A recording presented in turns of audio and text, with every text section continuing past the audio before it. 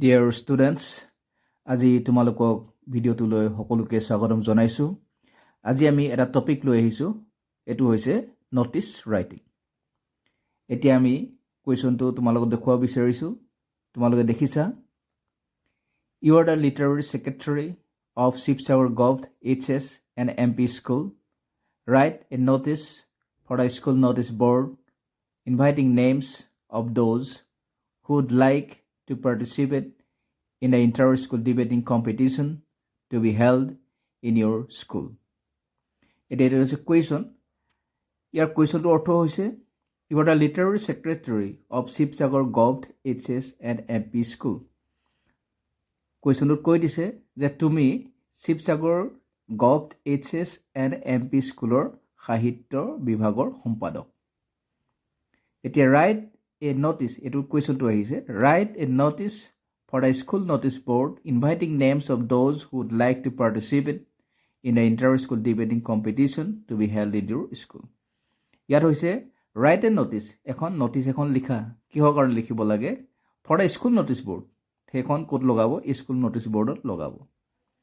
Ki kori notice khon likhibo lage koise inviting names of those he hokolor naam bilak invite koribole bisari invite kora mane bisari he hokolor naam bilak bisari notice khon likha কি কৈছে those who would like to participate in the inter-school debating competition to be held in your school.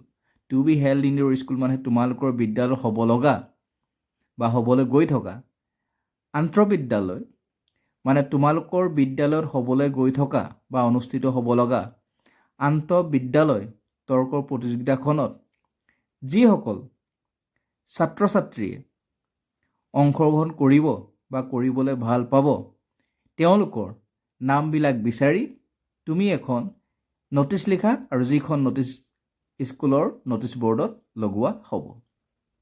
এইটো হৈছে question. এতিয়া আমি এনচাৰটো কৰিব লাগিব। ইয়াত বৰ বিশেষ ডাটা দিয়া নাই, তোমালোকে প্ৰথমে লিখিব লাগিব, এনেদৰে লিখিব লাগিব। এনচাৰটো হ'ব Sivasagar gov HS and MP school. আমি ওপৰত বিদ্যালয়খনৰ নামটো লিখি ল'লোঁ, তলত ডেটটো লিখিব পাৰিব। নহ'লে কেতিয়াবা ডেটটো যিটো ৰাইট হেণ্ড যিটো টপ কৰ্নাৰ যিটো থাকে ৰাইট হেণ্ড যিটো টপ তাতো তুমি ডেটটো কেতিয়াবা লিখিব পাৰা, বা সাধাৰণতে নোটিছ লিখিলে স্কুলখনৰ নামটো লিখাৰ পাছতে তলতে এই ডেটটো লিখা হয় আৰু তাৰ তলত নোটিছ ৱৰ্ডটো লিখিব লাগে। নোটিছ ৱৰ্ডটো দেখিছা আছে। এতিয়া হৈছে this is to inform all the students of Sivasagar gov HS and MP school that an inter-school debating competition is going to be held in our school on dash. মানে ইয়াত ডেটটো উল্লেখ কৰা নাই, ডেটটো তোমালোকে চাই চিতি দিব লাগিব আৰু ডেটটো কেতিয়াবা তাত দি থোৱা থাকিব পাৰে, তেতিয়া তোমালোকে দিবা। আৰু যিদিনাখন তোমালোকৰ পৰীক্ষা হয়, পৰীক্ষা হোৱাৰ ঠিক তোমালোকে ধৰা তোমালোকৰ পৰীক্ষা যদি 2 তাৰিখে যদি হয়, সেই যিখন কম্পিটিশ্যন হ'ব কম্পিটিশ্যনখনৰ ডেটটো 15 তাৰিখ বা 16 তাৰিখমান তোমালোকে ভৰাই দিবা। কেতিয়াবা ইয়াত যদি দি থোৱা যদি থাকে, দি থোৱা থাকিলে সেই ডেটটো দি থোৱা ধৰণে লিখি দিবা। ইয়াৰ অৰ্থটো এনেদৰে হ'ব শিৱসাগৰ গভ HS আৰু MP স্কুলৰ সমূহ ছাত্ৰ ছাত্ৰীক ইয়াৰ দ্বাৰাই জনোৱা যায় যে ডেছ তাৰিখে, সেই তাৰিখটোৰ কথা ক'লোৱেই, ডেছ তাৰিখে আমাৰ বিদ্যালয়ত এখন আন্তঃবিদ্যালয় তৰ্ক প্ৰতিযোগিতা অনুষ্ঠিত হ'ব।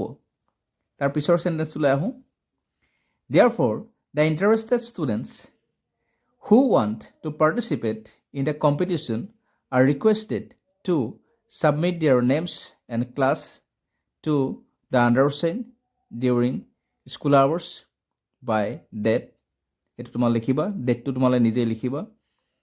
ইয়াৰ অৰ্থটো হৈছে সেয়েহে যিসকল ইচ্ছুক ছাত্ৰ ছাত্ৰীয়ে প্ৰতিযোগিতাখনত অংশগ্ৰহণ কৰিব বিচাৰিছে তেওঁলোকক তেওঁলোকৰ নাম, শ্ৰেণীৰ নাম, নিম্ন স্বাক্ষৰকাৰী ডেছ তাৰিখে, মানে তাৰিখটো মই কোৱা নাই, যদিহে এইটো যদি তোমাৰ 15-16 তাৰিখে যদি হয় কম্পিটিশ্যনখন, তেতিয়াহ'লে তাৰ ঠিক এসপ্তাহ আগৰ ডেট এটা দি দিবা।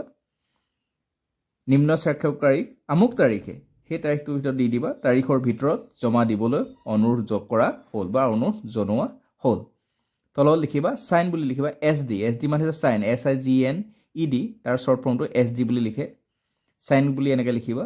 তাৰ তলত তোমাৰ নামটো লিখিবা, লিটাৰেৰী ছেক্ৰেটাৰী বুলি লিখিবা আৰু তলত ষ্টুডেণ্টছ ইউনিয়ন লিখিব পৰা, নিলিখিব পৰা, বা লিখিলে ভাল হ'ব ষ্টুডেণ্টছ ইউনিয়ন লিখি দিবা, ছাত্ৰ একতা সভা ষ্টুডেণ্টছ ইউনিয়ন মানে তাৰপিছত লিখিবা স্কুলখনৰ নাম লিখিবা gov HS and MP school. Dear students, মই তোমালোকক কথা এটা ক্লিয়াৰকৈ ক'ব বিচাৰিছোঁ।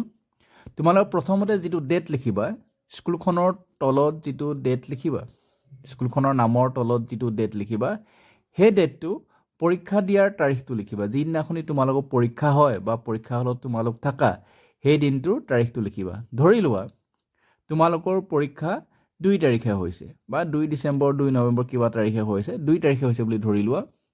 তেতিয়া স্কুলখনৰ নামৰ তলত লিখা তাৰিখটো 2 তাৰিখ হ'ব আৰু ডেটটো সম্পূৰ্ণকৈ লিখিবা। তাৰপিছত মাজত এটা ডেট এটা আছে। যদিহে তোমালোকৰ পৰীক্ষা 2 তাৰিখে যদি হয়, তেতিয়াহ'লে মাজত যিটো ডেট আছে, যেনে ডেটটো ক'ত আছে, an inter school debating competition is going to be held in our school on dates, কিবা ডেট এটা আছে। সেই ডেটটোত তোমালোকে ঠিক যদি তোমালোকে 2 তাৰিখৰ দিনাখন তোমালোকৰ যদি পৰীক্ষা যদি হয়, তেতিয়াহ'লে সেই ডেটটো তোমালোকে 15 তাৰিখমান দি দিবা।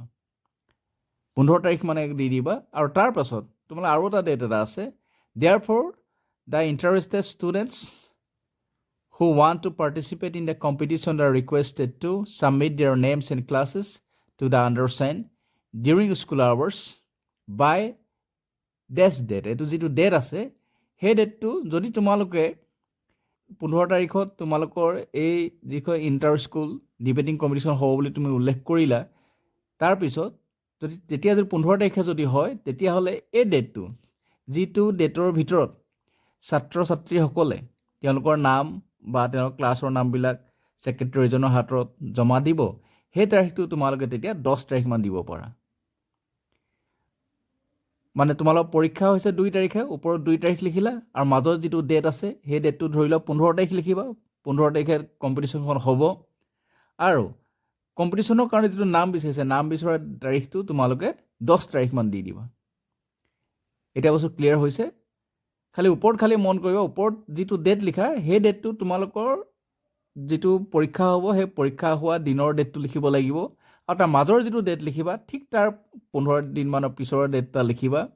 আৰু তাৰ পিছৰ যিটো ডেট লিখিবা, সেই যিটো মাজৰ যিটো ডেট লিখিবা, তাতকৈ ঠিক 5 দিনমান আগৰ ডেট এটা তোমালোকে লিখি দিবা। ঠিক আছে, এতিয়া ক্লিয়াৰ হৈছে? ভিডিঅ'টো ভাল পালে লাইক কৰিবা, ফ্ৰেণ্ডছৰ লগত শ্বেয়াৰ কৰিবা আৰু এনেকুৱা ভিডিঅ' পাই থাকিবলৈ চেনেলটো ছাবস্ক্ৰাইব কৰিবা। Thank you all.